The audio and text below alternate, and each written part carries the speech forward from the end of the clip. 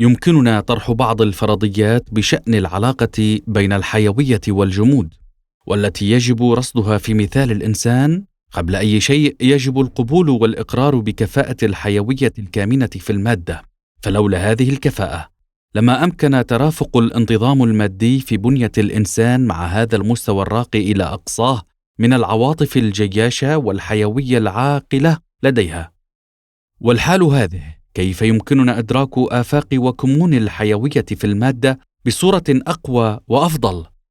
الجواب الأول: إجلاس ثنائية الدفع الجذب على أرضية الحيوية الكامنة، فقد يكون من الأفضل تفسير هذا المبدأ الأصلي الملاحظ في الكون قاطبة على أنه حيوية كامنة.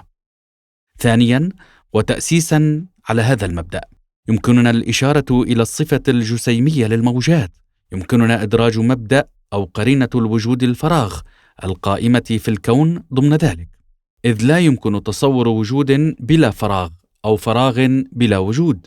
وإذا ضغطنا أكثر على آفاق تفكيرنا فسندرك أنه بمجرد تجاوز قرينة الوجود الفراغ فسيزول الاثنان معا. إذن بما يمكن تسمية الشيء الجديد المتكون؟ هذا هو السؤال الثاني العسير.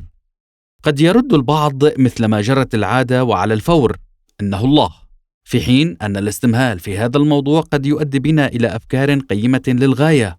ربما نبلغ بذلك معنى الحياة، أو نجد جوابا بشأن ألغاز حياتنا وأسرارها. من المعلوم أن حصول الجذب والدفع يتطلب وجود الخاصية الجسيمية للموجة، فخاصية الجسيم الموجود في كل حزمة شعاع هي السبب وراء السرعة القصوى المقدرة ب300,000 كيلومتر للثانية. وإدراك وجود الثقب الأسود الممتص للضوء يزيد من اللغز تعقيدا. ما هي الحقيقة المنجزة بعد امتصاص سرعة الضوء؟ هذا أيضا أحد الأسئلة العصية على الرد. فإذا أسمينا الثقوب السوداء بجزر الطاقة المحضة، فبما نسمي الطاقة المشعة، ترى هل الكون هو قرينة الثقب الأسود العملاق المادة؟ أليست المادة في هذه الحالة هي إظهار اللامادة لنفسها؟ بالتالي ألا نستطيع النظر إلى الكون المنعكس ظاهريا ككائن حي ضخم؟ وهل مجموع القرائن الموجودة في الحياة هي تشخيص لهذه القرينة الكونية واقتداء بها؟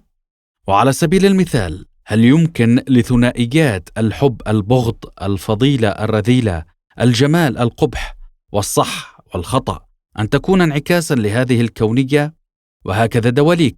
يمكننا الإكثار من التساؤلات إلى ما لا نهاية، لكن سيكون من الأنجع الانشغال بالأسئلة التي نعتني بها عن قرب ونهتم بعلومها.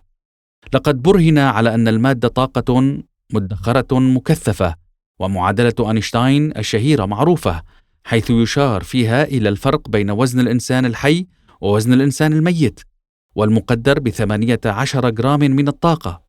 فهل الحيوية تمثل في هذه الحالة نسقا خاصا من جريان الطاقة؟ وهل يحصل تفريغ هذه الطاقة عبر الحفاظ على وجودها؟ أولا تثبت بذلك صحة العقيدة الأرواحية إذن؟ أو على الأقل ألا تصبح عقيدة يجب أخذها على محمل الجد والاعتبار؟ ألا يعني ذلك إيلاء الأهمية اللازمة للعقيدة القائلة بأن الكون مليء بالأرواح، أو النظر بعين الجد إلى إدراك أو تفسير أو مفهوم هيجل الذي ينص على أن الذكاء الكوني العقل المطلق؟ يمكننا طرح المزيد من هذه التساؤلات.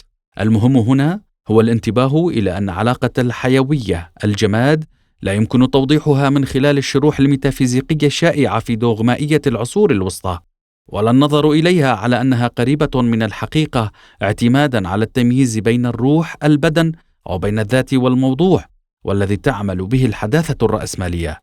فلا مبدأ القوة الخارجية الخالقة والباعثة للأرواح، ولا المقاربات المرتكزة إلى ثنائية الروح المادة يمكنهما إيضاح غنى حياتنا وبهائها. فالتساؤلات التي طرحناها والأمثلة التي قدمناها تكفي للدلالة على أنه بإمكاننا مضاعفة فرصتنا في إدراك كافة الأحداث بما فيها المعجزوية منها، إلى جانب فهم موضوع الحيوية أيضا، وذلك كلما زدنا من التأمل في غنى الحياة لدى الإنسان ومن احتراف قوة الملاحظة.